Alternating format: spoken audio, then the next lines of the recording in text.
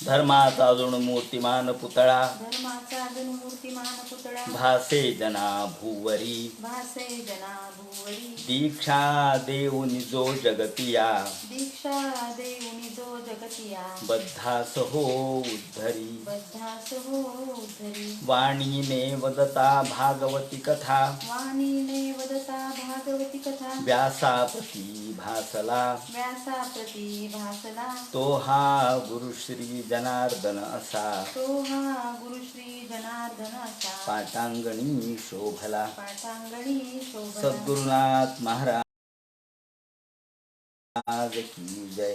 हरेर् महर्षी भगवान उवाच अथ ते संप्रवक्ष्यामि तत्त्वानां लक्षणं पृथक् यद्विदित्वा विमुच्येत पुरुषः प्राकृतेर्गुणैः.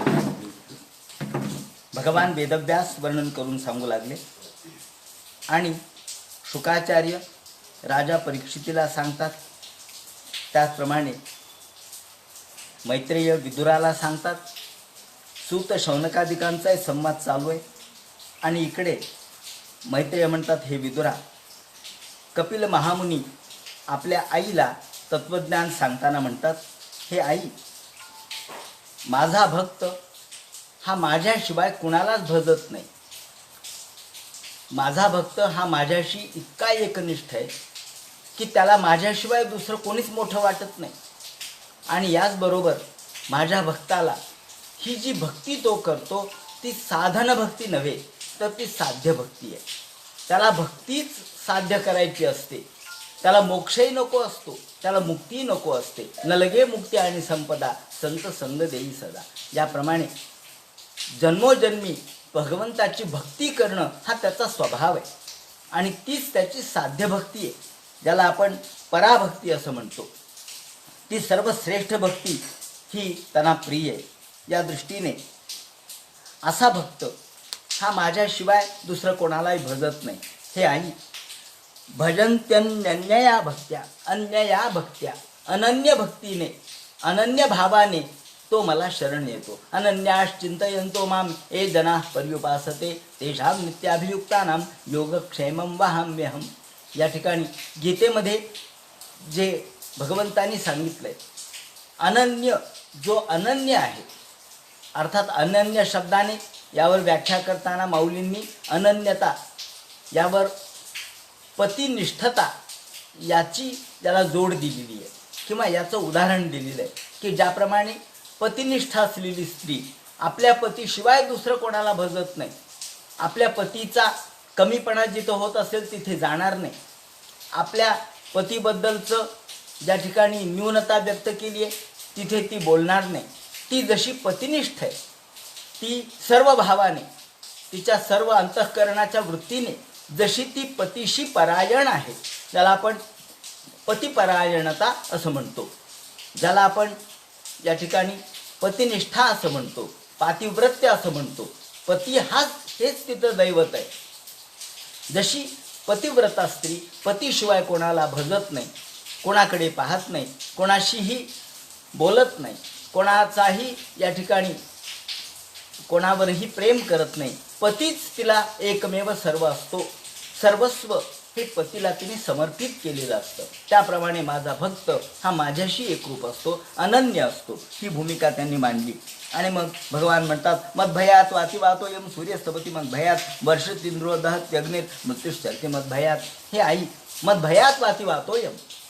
हे आता मदभयात या शब्दाने भय म्हणजे भीती नव्हे, भय म्हणजे नियंत्रण. माझ्या नियंत्रणाने हे सगळं विश्व चाललेलं आहे. नियंत्रण म्हणजे माझं नियंत्रण सगळं विश्वावर आहे. मी म्हणजे कोण आहे? या ठिकाणी आता आपल्याला सांख्य तत्वज्ञानामध्ये दोन गोष्टी दिसतात, एक सेश्वर सांख्य आणि एक निरीश्वर सांख्य. या ठिकाणी भागवतकारांनी कपिल महामुनीच्या तोंडी ईश्वर गृहीत धरलेला आहे, ईश्वर मानलेला आहे. निरीश्वर सांख्य नाही आहे, हे सेश्वर सांख्य. जो मी आहे यामधला मी म्हणजे ईश्वर. ईश्वराने हे सगळं नियंत्रित केलेलं आहे. म्हणून मदभयात वाती वातोयम. या ठिकाणी वारा माझ्या आज्ञेने वाहतो, सूर्य माझ्या आज्ञेने उगवतो. याचा अर्थ असा की ऋतंच सत्यांच्या भेदात तपसो. ऋत म्हणजे नैसर्गिक सत्य, नियंत्रण, याला ऋत म्हणतात. म्हणजे दिवसानंतर रात्र, रात्रीनंतर दिवस, हे जसं चक्र आहे, हे जसं गतिमान आहे, यामध्ये थोडाही फरक पडत नाही. हे कुणी नियंत्रित केलंय हो? हे विश्व कुणी नियंत्रित केलंय? याचं उत्तर अजून तरी मिळालं नाही. मोठमोठे शास्त्रज्ञ यावर अभ्यास करतायत. पुराण कालांनी याचं उत्तर देऊन टाकलं, ईश्वर. या ठिकाणी निरीश्वरवादी ईश्वर मानत नाही. इथर म्हणजे ईश्वर आहे असं म्हणतात. परंतु नियंत्रण जे या ठिकाणी आहे, प्रत्येकजण आपापल्या पद्धतीने या ठिकाणी आपल्या निसर्ग चक्रामध्ये वागतोय. सूर्य वेळेला उगवतोय, चंद्र वेळेला उगवतो, पृथ्वी गतिमान आहे. त्याचप्रमाणे सर्व ग्रह, नक्षत्र, तारा हे एकमेकावर पडत नाहीत. त्यांची गती ठरलेली आहे, त्यांचा मार्ग ठरलेला आहे. आणि याप्रमाणे एवढ्या आकाशगंगामधल्या हजारो तारा आहेत. ह्या तारा निर्माण होतात, राहतात, नष्टही होतात. हे सगळं विश्व जे अखिल ब्रह्मांड आहे, ते कुणी नियंत्रित केलंय? ते म्हणतात मद्भयात वाती वातोयम. हे माझ्या नियंत्रणावर चाललेलं आहे. वेळेवर सूर्य उगवतो तो माझ्या नियंत्रणाने, तो मावळतो तो माझ्या नियंत्रणाने, अर्थात निसर्गाच्या नियंत्रणाने. या ठिकाणी पाऊस पडतो तो माझ्या नियंत्रणाने. वर्षतींद्रो दहत्यग्निर. इंद्र पाऊस पाडतो तो मी आदेश दिल्यामुळं, माझ्या आदेशामध्ये. आपण आता म्हणतो पावसाळा आहे, पावसाळा म्हणजे पाऊस पडणारच. हे काळ कोणी ठरवले? पावसाळा, हिवाळा, उन्हाळा. उन्हाळ्यात पाऊस पडायला तर आपण म्हणतो उन्हाळ्यात कसं काय पाऊस हो? मग हा पाऊस आपण म्हणतो की हा अकाली पडलेला पाऊस आहे, अवकाळी आहे, अवकाळी. पण पावसाळ्यात पाऊस पडला तर तो अवकाळी नाही का? हे काळ कुणी ठरवला? हा काळ जो ठरवला तो माझ्या नियंत्रणात आहे. म्हणून या ठिकाणी सकाल परमो महान. हा काळ सकाल पंचविंशती, हा 25वा काळ ज्यांनी मानलेला आहे. याप्रमाणे ज्ञानवैराग्ययुक्तेनं भक्तियोगेनं योगिनः. दहत्यग्निर. अग्नीमध्ये उष्णता मी निर्माण केली, सूर्यामध्ये उष्णता मी निर्माण केली, चंद्रामध्ये शीतलता मी निर्माण केली.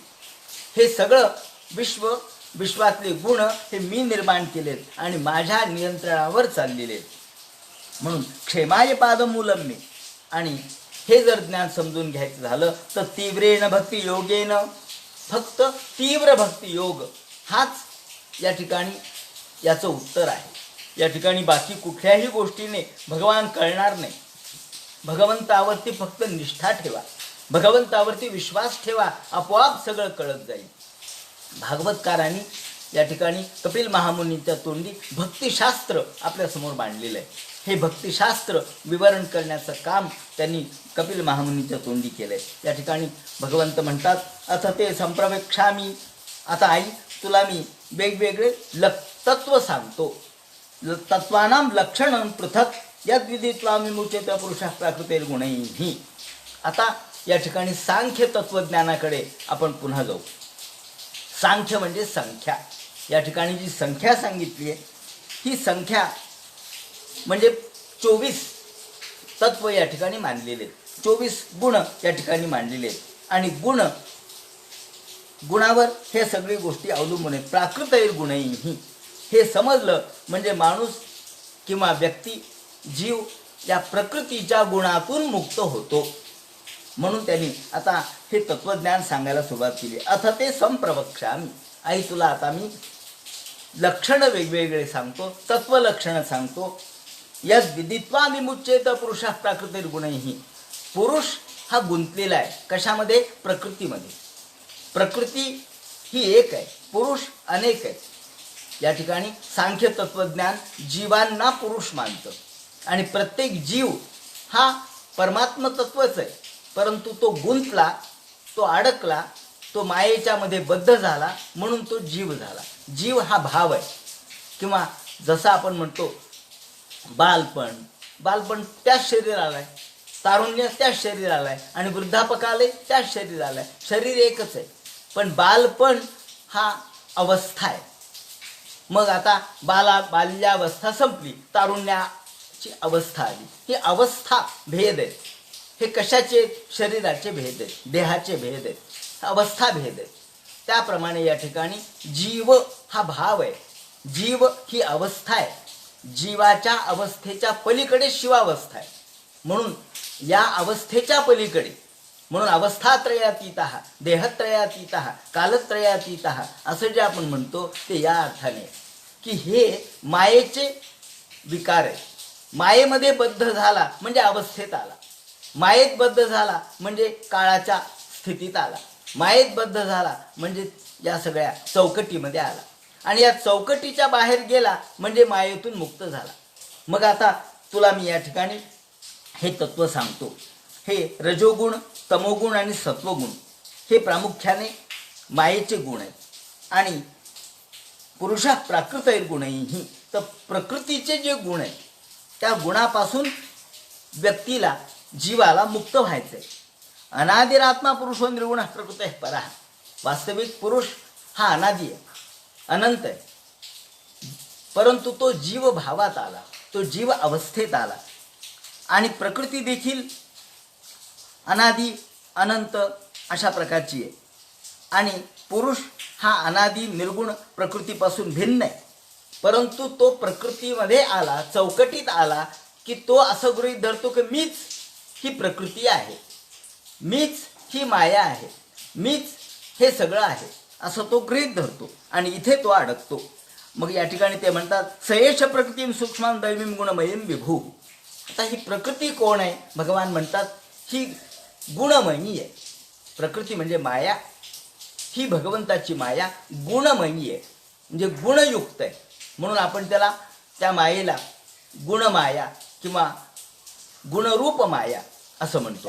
ही गुण हे सगळे मायेचे आहेत आणि निर्गुण जो आहे तो पुरुष आहे. गुणवैचित्राश्रितीं स्वरूपा प्रकृतीं प्रजा. आणि प्रकृती सगळ्या प्रजेला जन्म देते, सगळ्या प्रकारच्या विविध प्रजा.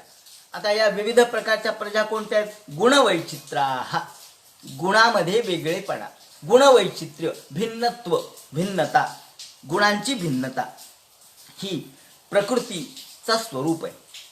प्रकृती तीन मूळ आहेत, सत्व रज तम, हे तीन. परंतु परिपूर्ण सत्व असतं का? नाही. मग सत्वात रजाचा त्यामध्ये अनुप्रवेश झाला. समजा जसं आपण दूध आहे म्हणतो, पण काय हो म्हणले हे दूध 60 रुपये लिटर आहे आणि हे 40. का हो? दूधच आहे ना. हो, पण याच्यात पाणी जरा जास्त आहे, याच्यात पाणी कमी आहे. म्हणजे पाण्याचा कमी जास्तपणा हा मूल्यावर ठरला, मूल्यामुळं तो बदल झाला. पाणी कमी जास्त झालं, दूधच आहे, त्याला दूधच म्हणायचं. मग तसं सत्व गुण हा सत्वच आहे, पण त्यात थोडा रजोगुण मिसळला, मग यात सत्व आणि रज याचं मिश्रण झालं. पुन्हा त्यात थोडा तम मिसळला की मग सत्व रज तम याचं मिश्रण झालं. पण सत्व जास्त आहे, रज थोडं कमी आहे, तम त्यापेक्षा कमी आहे. याप्रमाणे 3 गुणांचे 9 गुण झाले. 3 त्रिक 9. बरं, 9 तेवढे राहिले का? नाही. 9चे पुन्हा 9 9 81 झाले, कारण प्रत्येकामध्ये कमी जास्तपणा झाला. 81 कसे? त्याहीपेक्षा अधिक होतील. ज्याचं स्वरूप आपण आजच्या भाषेत जर बोलायचं झालं तर आपण हे जे वेगवेगळे प्रकार मानतो, भिन्न भिन्न माणसं, भिन्न भिन्न स्वभावाचे निर्माण झाले, ते कशातून झाले? आपण म्हणतो जनुकावरून झाले. मग जनुक कुठून झाले? पुन्हा तो एक जीवशास्त्राचा वेगळाच बायोलॉजिकल संदर्भ आहे. जीवशास्त्रामध्ये या जनुकीय विचार केलेला आहे, आणि हा जनुकीय विचार एवढा किचकट आहे की आपल्याला त्या जनुकाचा मेळच बसत नाही. आणि पुन्हा त्यात रेण्वीय बदल जे होतात, रेण्वीय पद्धतीने पुन्हा नवीन रेणू तयार होतात, त्यातून पुन्हा नवीन जीव तयार होतो, पुन्हा तो नवीन स्वरूप धारण करतो. मग आता हा करोना काय आहे? करोना त्याच प्रकारचा आहे. सांगायचं तात्पर्य असं की एक करोना आता करोना नाही राहिला, त्याच्यात बदल झाले. कुठून झाले हो हे बदल? त्यांच्याच अंतर्गत स्वरूपात झाले. पुन्हा त्याचं वेगळा व्हेरियंट आपण म्हणतो, पुन्हा वेगळं रूप आलं. म्हणजे तो 1000 हाताचा ऑक्टोपस असावा तसा हा 1000 रूपांचा आहे. अहो, ईश्वर म्हणतो कोणताही जीव हा हजारो पद्धतीने व्यक्त होतो, तो विविध पद्धतीने व्यक्त होतो, आणि म्हणून त्याला गुणवैचित्र्य म्हटलंय. गुणातलं वैचित्र्य, भिन्न भिन्नता. या ठिकाणी सृजित स्वरूप हा प्रकृतीं प्रजा. तेव्हा अशा प्रकारच्या हजारो संतती, हजारो प्रकारच्या जीवांची निर्मिती ही माया करते, आणि हे कळत नाही. विलोक्य मुमुहे सत्य सह्य ज्ञान गुहया. आणि हा फक्त ज्ञानशक्तीने, या ठिकाणी ज्ञान गुहया, आपलं ज्ञान झाकून टाकलं जातं. गुहया म्हणजे झाकून टाकलं जातं. हे कशाने? तर प्रकृतीने किंवा मायेने. मायेच्या ज्या 3 शक्ती आहेत, विविध प्रकारच्या शक्ती प्रगट करण्याची शक्ती आहे मायेची गुणरूपाने. त्याप्रमाणे आवरण शक्ती आहे आणि विक्षेप शक्ती आहे. आवरण आणि विक्षेप ह्या 2 मायेच्या शक्ती आहे. आवरण म्हणजे झाकणे आणि विक्षेप म्हणजे आपल्या मनात बुद्धिभ्रंश करणे. सारखंच दिसतंय, दोन्ही सारखंच आहे. मग आपण बघतो लोक फसतात. कशाला फसतात हो? म्हणले काय सोना, कुणीतरी आलं आणि तो म्हणला मी तुम्हाला सोनं उजळून देतो, तुमचं चांगलं सोनं द्या. मग सोनं उजळण्याच्या निमित्ताने आपण समोर बसतो, पण आपल्या डोळ्यात काय धूळ फेकतो करतो कळत नाही. आणि आपण परत काही दिवसांनी पाहतो तर सोनं बदललेलं आहे. अरे हे खोटं सोनं आलं आणि खरं गेलं, हे कसं झालं हो? म्हणले सोन्यासारखेच सोने दिसले, दागिन्यासारखेच दागिने दिसले, बरोबर आहे. पण आपल्या डोळ्यात झालेला जो धुळफेक आहे ती काय, ती मायेची आहे. तो फसवतो आपल्याला. ज्यालाच म्हणतात विक्षेप. म्हणजे आपल्या मनात झालेला बुद्धिभ्रंश म्हणजे विक्षेप, आणि त्याच्यावरचं झाक, आपल्या मनावर जे झाकलं जातं ते आवरण. आणि आवरण आणि विक्षेप हे मायेचे गुण आहेत. ती ज्ञान झाकून टाकते. या ठिकाणी ज्याप्रमाणे पाणी, दुर्योधनाला असं कसं दिसलं, जलस्थलाभास, जलस्थलाभास. जलाच्या ठिकाणी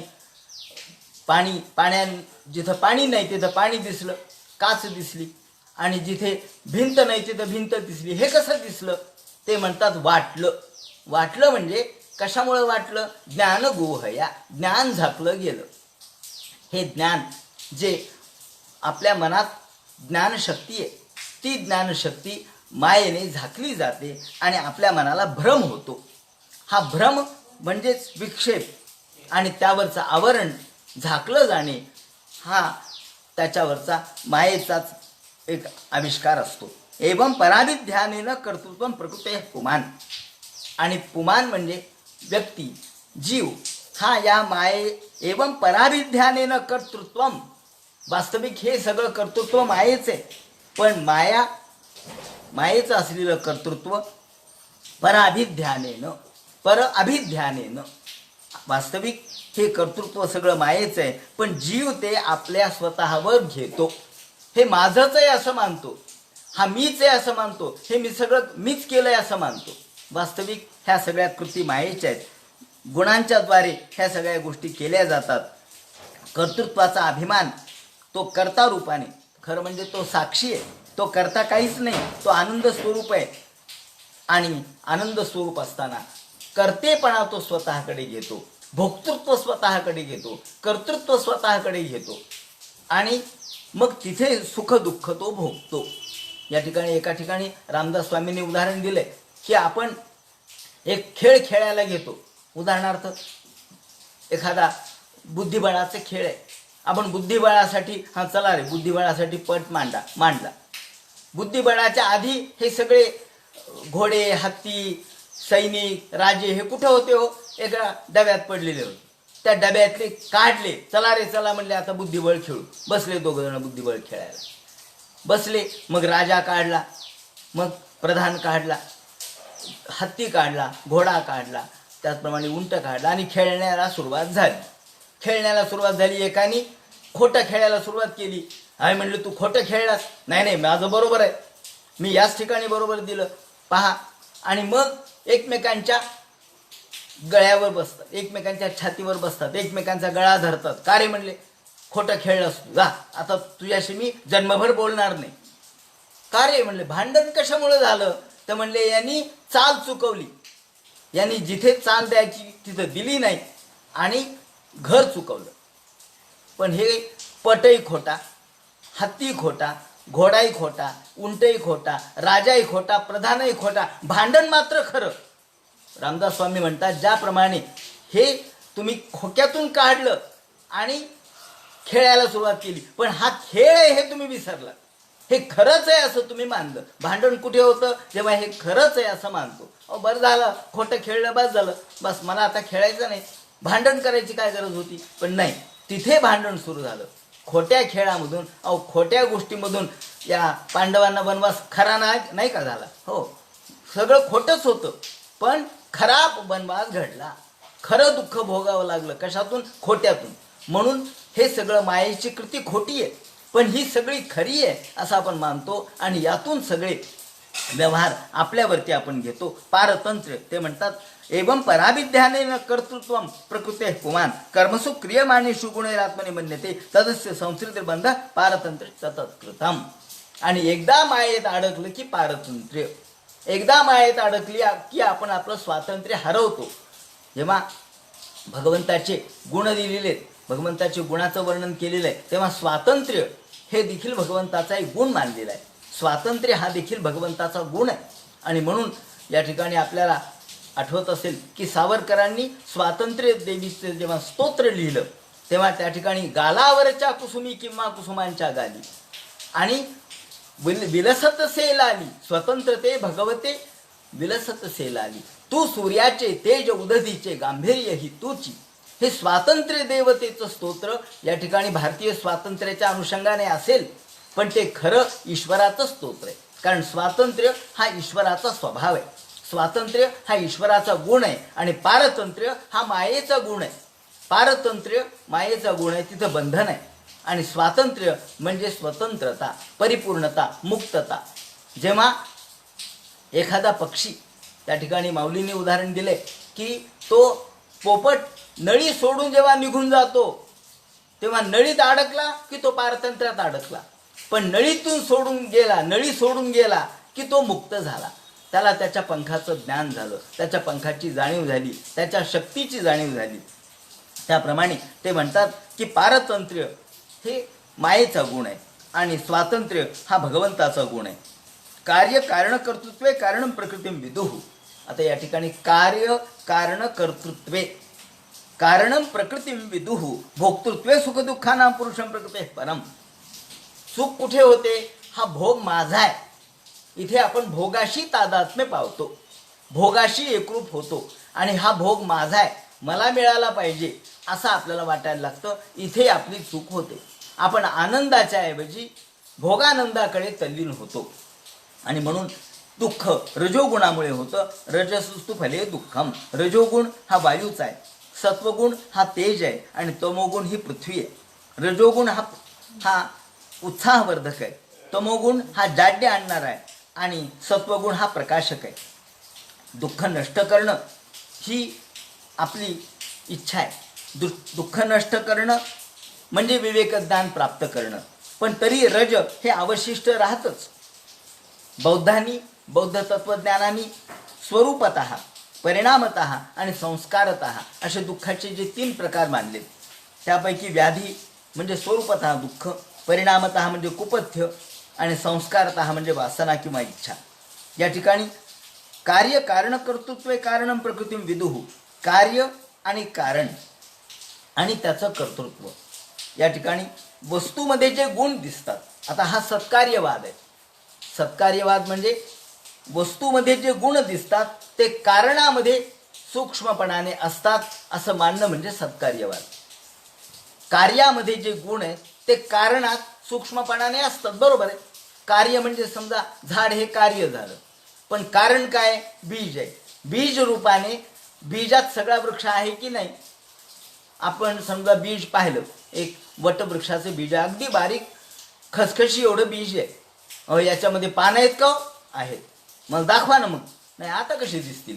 जेव्हा झाड येईल तेव्हा पानं दिसतील, झाड येईल तेव्हा फांद्या दिसतील, झाड येईल तेव्हा मुळं दिसतील, झाड येईल तेव्हा फळं दिसतील, झाड येईल तेव्हा पारंब्या दिसतील, सगळं दिसेल. पण त्याला वेळ लागेल, विकासक्रम आपल्याला गृहीत धरावा लागेल ना. काळाचा परिणाम.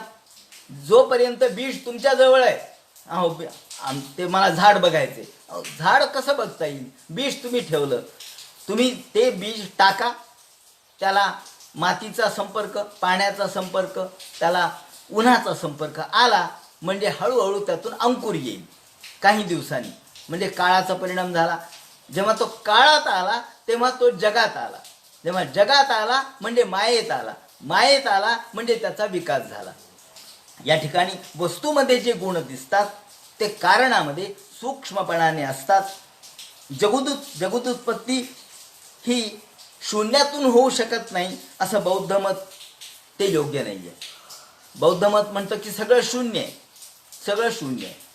आणि म्हणून शून्यम शून्यम दुःखम दुःखम क्षणिकम क्षणिकम त्यांनी प्रत्येक क्षण भिन्न मानलाय. बौद्ध तत्वज्ञान असं सांगतं की प्रत्येक क्षण वेगळा आहे. म्हणजे आत्ताचा क्षण आणि उद्याचा नंतरचा क्षण याच्यात काही संबंध नाही. एका दृष्टीने ते बरोबर आहे, पण आपण ते जोडतो ना.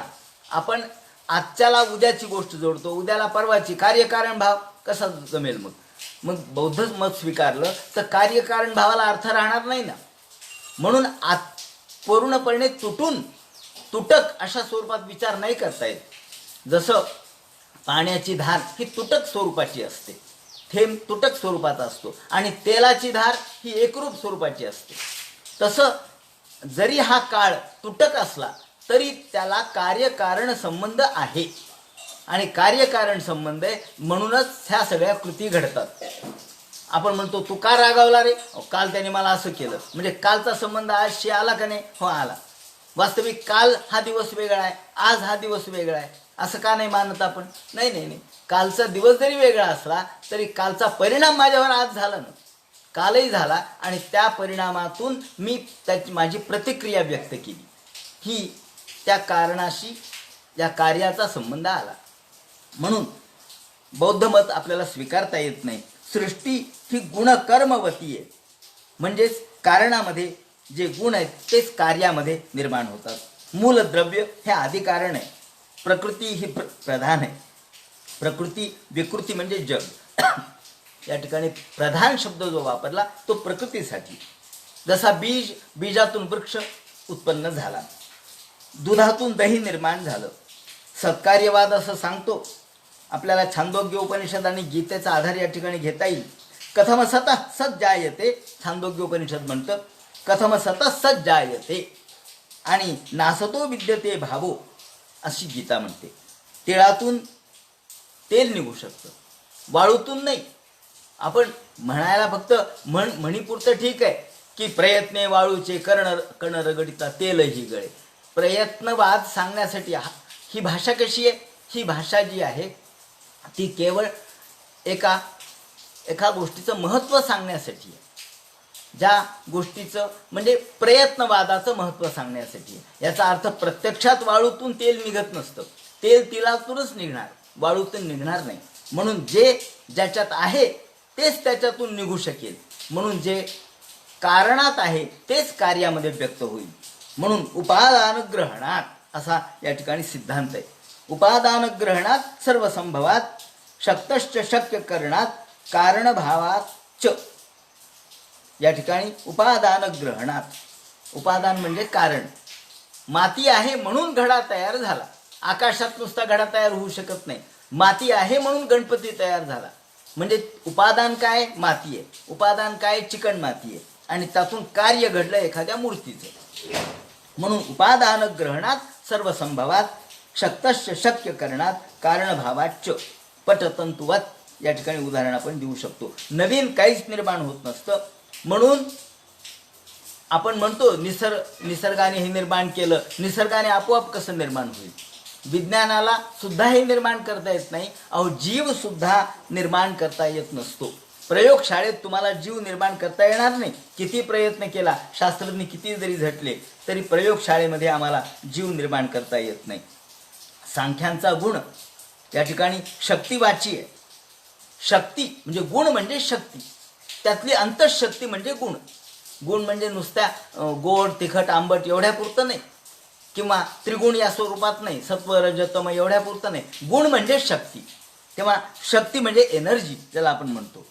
आधुनिक विज्ञानाला प्रलयानंतर जगत सृष्टीची उपपत्ती मांडता आलेली नाही. सांख्यांनी मात्र ती मांडली आहे. आणि पुरुषाच्या प्रेरणेने प्रकृती जन्म देते. गुणक्षोभ अशी कल्पना मांडली.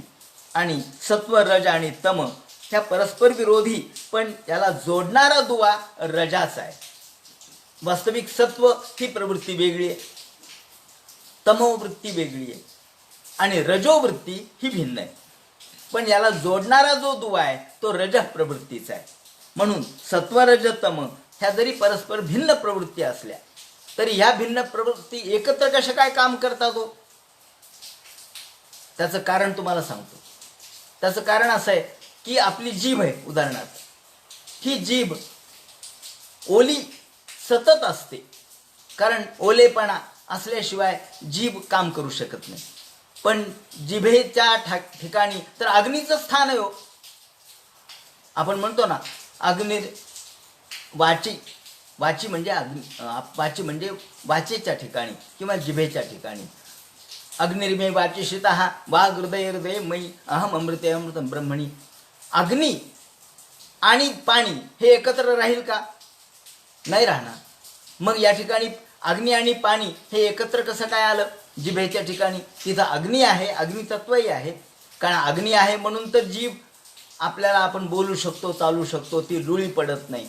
जेव्हा शरीरातला अग्नी नष्ट होतो म्हणजे जीव या ठिकाणी निघून जातो, त्यावेळेला जीभ लुळी पडते, म्हणजे तिचा अग्नी संपून जातो. म्हणून तिथे मुखाग्नी द्यावा लागतो. त्याचं कारण ते मुखामध्ये अग्नी का द्यावा लागतो? मुखाग्नीच कशामुळं? तर मुखामध्ये अग्नीचं स्थान आहे म्हणून. पण तिथे ओलेपण आहे. दोन्ही गोष्टी एकत्र आहेत की नाही? हो आहेत. परस्पर विरोधी आहेत? हो परस्पर विरोधी आहेत, तरी एकत्र आहेत. ज्याला म्हणतात समन्वय, याला म्हणतात ईश्वराने घातलेला नैसर्गिक समन्वय. म्हणून ते म्हणतात की याला जोडणारा रज हा दुवा आहे. असंच हेच हेगेलनी मांडलेलं आहे. हेगेल देखील हेच मांडतो. म्हणजे आधुनिक विज्ञानाशी, आधुनिक तत्त्वज्ञानाशी याचं जर आपण जुळणी केली तर आपल्याला असं दिसेल की सत्व रज तम याला हे परस्पर विरोधी असले तरी त्याला जोडणारा रज हा दुवा आहे. हीच हेगेलनी कल्पना मांडली. त्रिगुणाचे 3 रंग आहेत.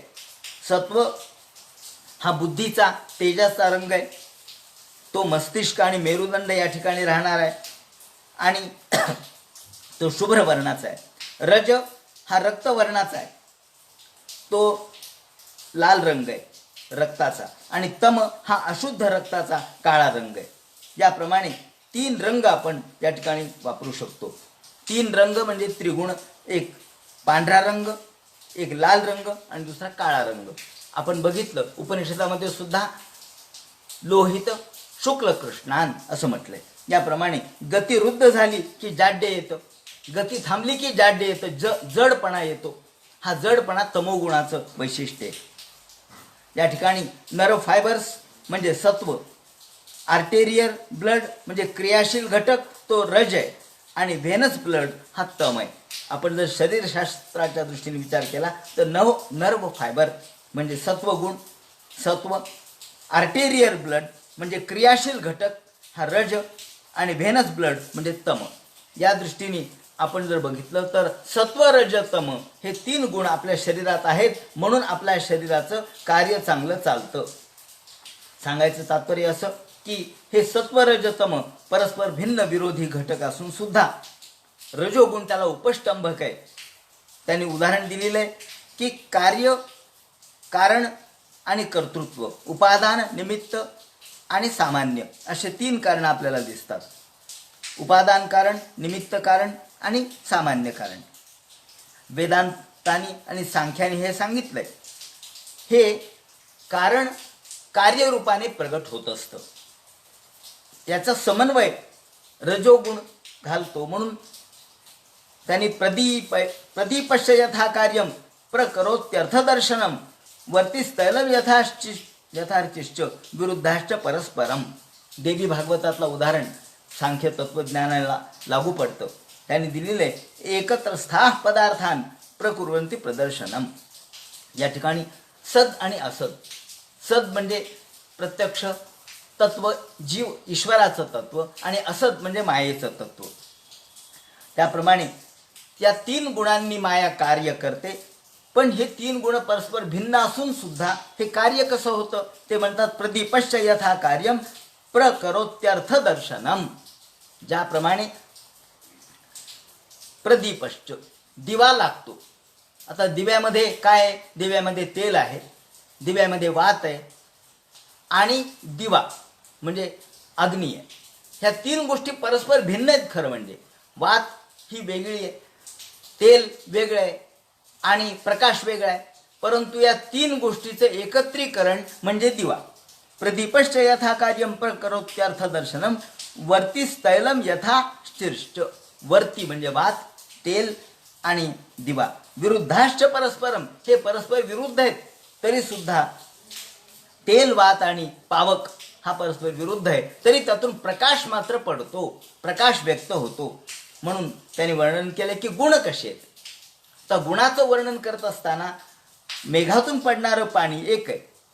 मेघातून पडणारं पाणी काही भिन्न भिन्न नाही, एकच पाणी पडतं, पण ऊस गोड होतो. त्याचप्रमाणे लिंब हा कडू होतो आणि एखादी दुसरी गोष्ट तुरट किंवा आंबट होते, चिंच आंबट होते. कसं काय म्हणले, पाणी काही भिन्न नाही आहे, पाणी तर एकच आहे. मेघातून पडणारं पाणी एकच आहे, पण भिन्न रुची, भिन्न स्वाद, भिन्न चव, गुणधर्म फुलाचे किंवा फळाचे कसे काय निर्माण होतात. ते म्हणतात परिणाम पावणं हा गुणांचा स्वभाव आहे.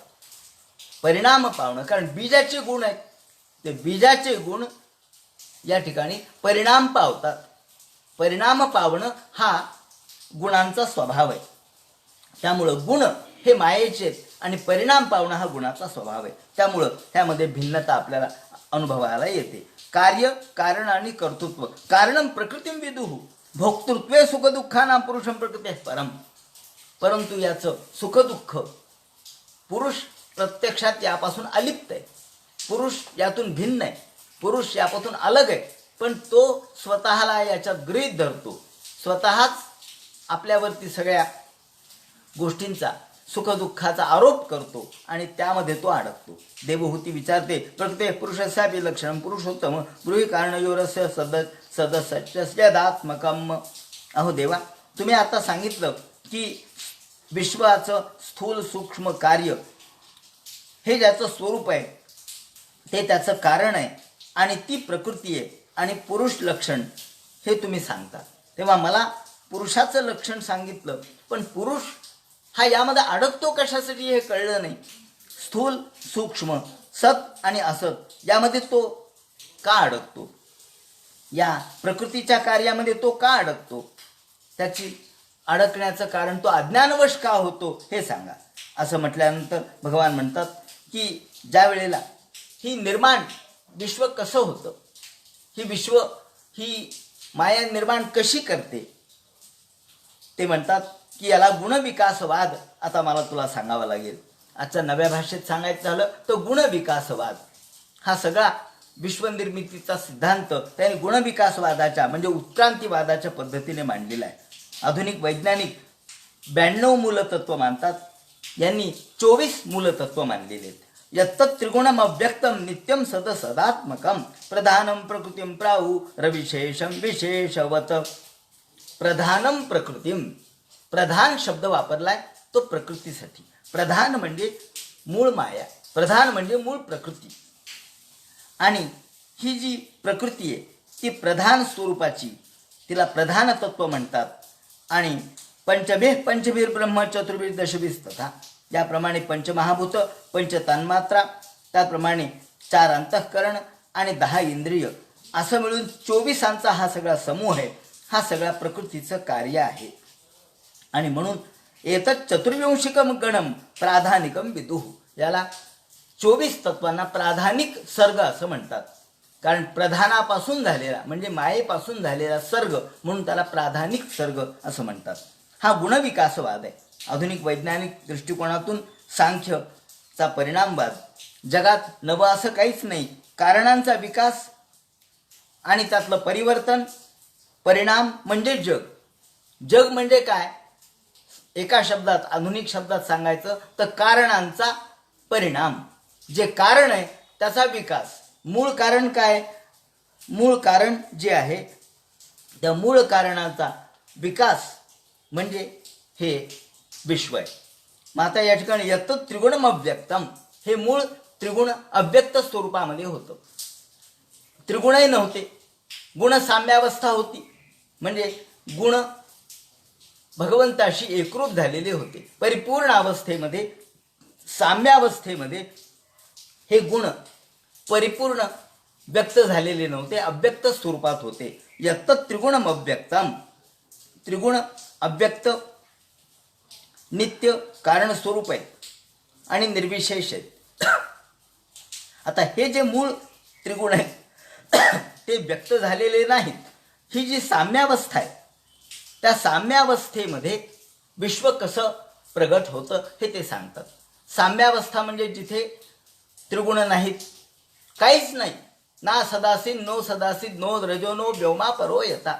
जेव्हा काहीच नव्हतं, सूर्य नाही, चंद्र नाही, पृथ्वी नाही, आकाश नाही, जल नाही, हवा नाही, पाणी नाही, काहीच नाही, फक्त चेतनत्व आहे, चैतन्य आहे.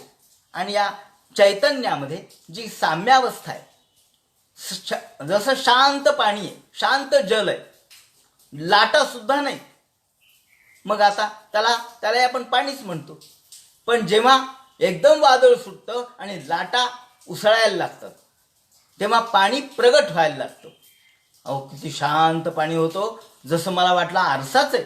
आणि आता नाही, आता एकदम उसळलंय. तेच पाणी आहे पण उसळलंय. कशामुळं? वाऱ्यामुळं. मग वारा का सुटला? अहो काळाचा परिणाम. काळाचा परिणाम म्हणून वारा सुटला, वाऱ्याचा परिणाम म्हणून लाटा आल्या. पण कुठे आल्या? त्याच पाण्यावर आल्या. मग पाणी भिन्न झालं का? नाही. ते म्हणतात सन्निवेशो मया प्रोक्त या काल पंचविंशका प्रकृती गुणसाम्यस्य निर्विशेष मानवी. ज्या वेळेला साम्यावस्था असते, सगळं एक झालेलं आहे, सगळं एकरूप झालेलं आहे, काही नाही, सगळं शांत आहे. ईश्वराच्या मूळ परब्रह्मामध्ये सगळं एकरूप आहे, मूळ परब्रह्मामध्ये सगळं शांत आहे. आणि अशा वेळेला काळ काय करतो? गती निर्माण करतो, हालचाल निर्माण करतो. चेष्टा यतस्स भगवान काल इत्युपलक्षितः अंतःपुरुष रूपेण कालरूपेण यो बहिः. हा काळ रूपाने भगवंतच इच्छा निर्माण करतो. या काळ बदलला, आपण म्हणतो ना काळ बदलला, हो काळाचा परिणाम. जुन्या काळात असं होतं, नव्या काळात असं आहे. हा काळ म्हणजे काय? ईश्वराची इच्छा. काळ म्हणजे ईश्वराची इच्छा. ईश्वर इच्छा बलीयसी. तेव्हा भगवंताची इच्छा जशी असेल त्यानुसार काळ बदलतो. आणि काळावर या सगळ्या गोष्टीचा परिणाम कसा व्हायचा हे अवलंबून आहे. याप्रमाणे शांत असणारं जलाशय भगवंताच्या इच्छेने, भगवंताला इच्छा होते अहम बहुश्याम प्रजायेय. आता हा सिद्धांत आहे की मला फार व्हावं असं वाटलं, ईश्वराची इच्छा की या ठिकाणी मी फार व्हावं. सर्वत्र एकच पाणी आहे, परंतु लाटा आल्या जशा वाऱ्याने आल्या, वारा जसा हवेमुळे काळाचा बदल झाल्यामुळे सुटला, तसा या ठिकाणी काळामुळेच गती निर्माण झाली. म्हणजे हे महत्त्व जन्माला आलं. आता हे कसं निर्माण झालं? या ठिकाणी उदाहरण द्यायचं झालं तर आपल्याला तत्वज्ञानातलं उदाहरण देण्यापेक्षा मी संत साहित्यातलं उदाहरण देतो. यामध्ये त्यांनी म्हटलंय की काळ कसा निर्माण होतो किंवा काळामध्ये बदल झाल्याबरोबर विश्व कसं निर्माण होतं. त्यांनी असं सांगितलंय की निर्गुण परब्रह्म, निर्गुण ईश्वर, निर्गुण निराकार निर्विकार परब्रह्म, मग त्याला हालचाल त्याच्यामध्ये झाल्याबरोबर तो सगुण रूपाने व्यक्त झाला. याला उदाहरण दिले तुकाराम महाराजांच्या एका अभंगातलं. एके दाखविले 10 फाटा पहा पुसोन. एका अभंगात त्यांनी म्हटलंय की एके दाखविले 10. आधी होतं शून्य, प्रथम शून्यच होतं. आता आपण शून्याचा आकार आपल्याला माहिती, गोल शून्याचा आकार आहे. मग ते एक असं जे गोल शून्य आहे त्याला एक फाटा फुटला. ते काय झालं? हो तो एक झाला. ते शून्य आहे ना, हो शून्य आहे, पण त्यालाच एक फाटा फुटला.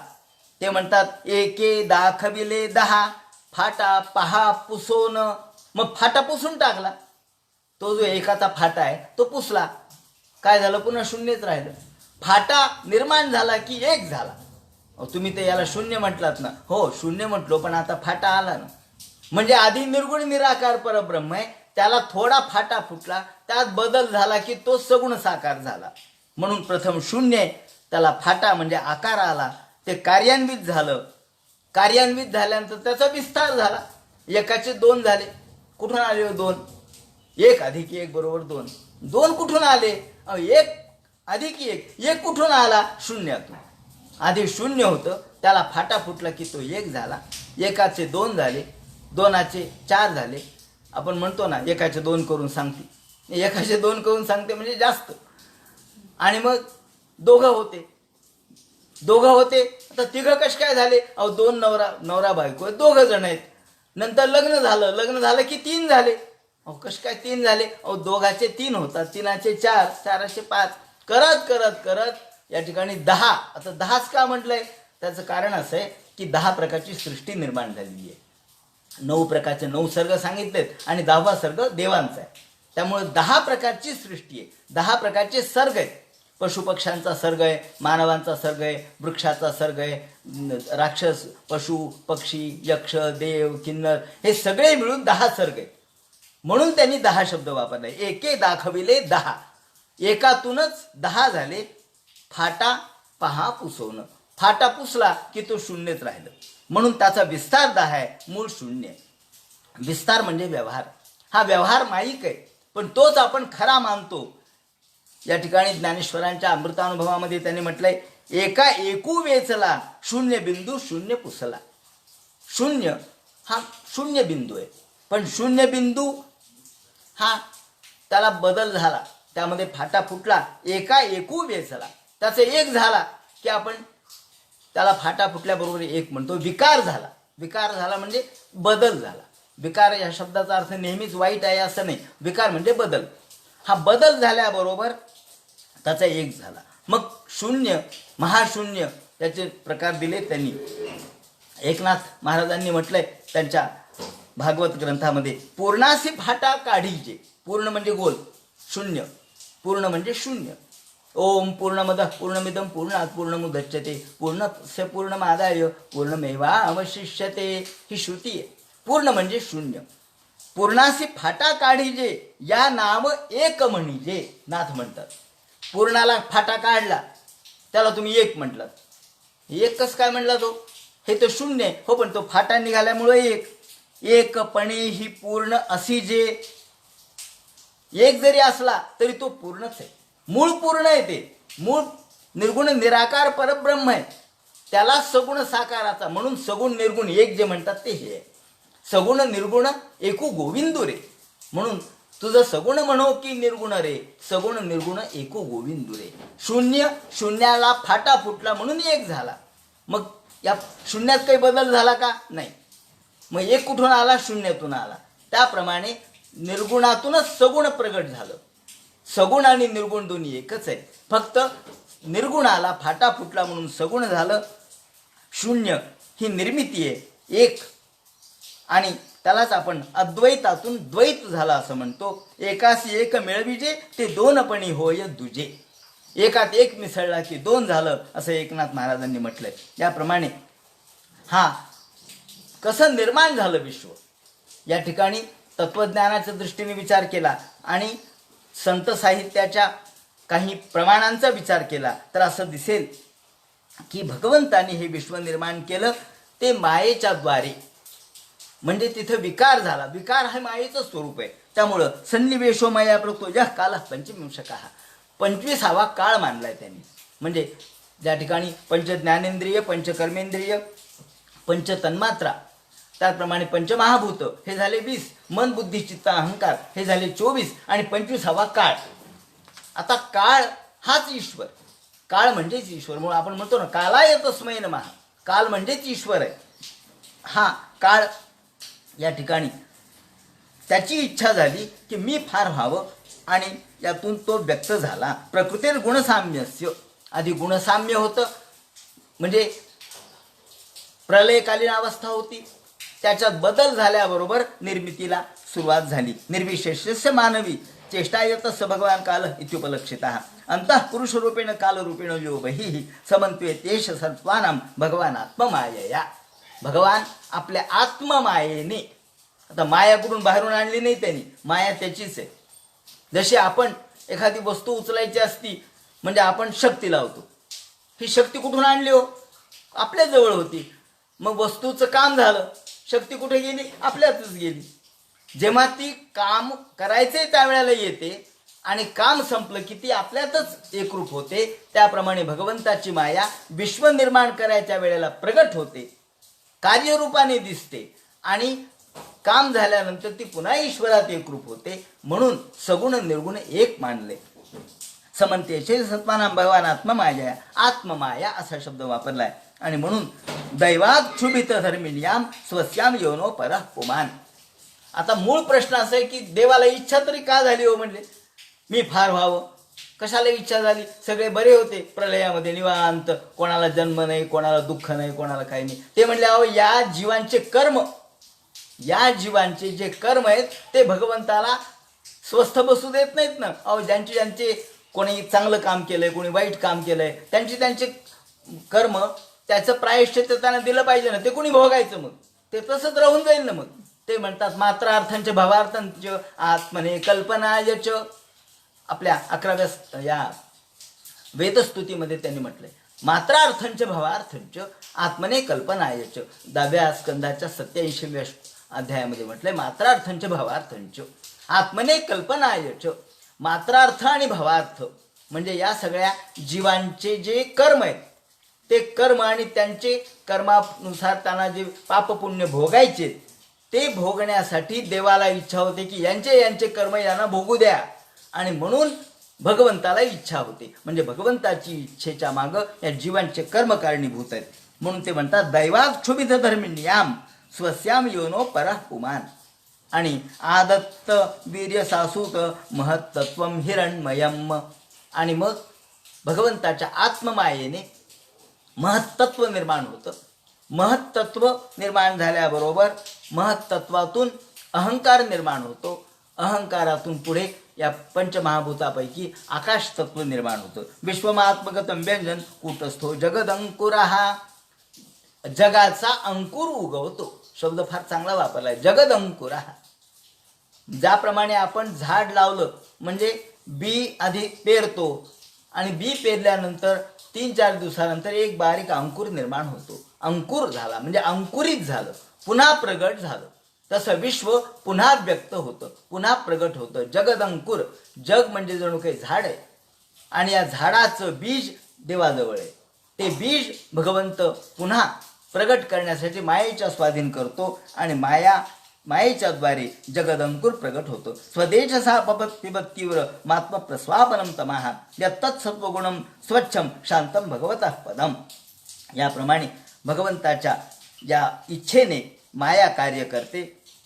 आणि ज्याप्रमाणे ते म्हणतात आपल्या संसार बंधन या प्रकृतीचं पुरुषाला पडतं आणि पुरुष या प्रकृतीच्या बंधनामध्ये अडकतो. ते म्हणतात ज्याप्रमाणे गुणविकासवाद सांगितला आणि ही साम्यावस्था मोडण्याला ईश्वराची इच्छा कारणीभूत ठरते. ईश्वर सांख्य असं मानतो की साम्यावस्था मोडण्याला ईश्वर इच्छा कारणीभूत आहे. इथे त्याने काळ शब्द वापरला आहे.